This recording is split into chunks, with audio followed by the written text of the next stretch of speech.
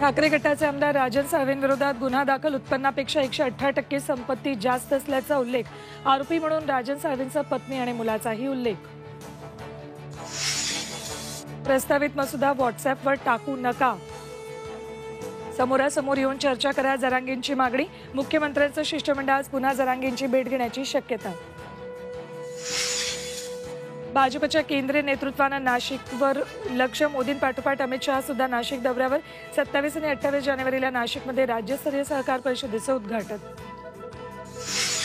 रामलल्लाच्या मूर्तीची आज गर्भगृहात स्थापना, आजपासून प्राणप्रतिष्ठेच्या पूजेला सुरुवात। अयोध्येत रामभक्तांचा उत्साह शिगेला। आणि हंगामातला पहिला हापूस पुणे आणि नवी मुंबई बाजारात दाखल। रत्नागिरीतून हापूसच्या पेट्या बाजारात, पहिल्या हापूसला 10 ते 15 हजारांचा भाव।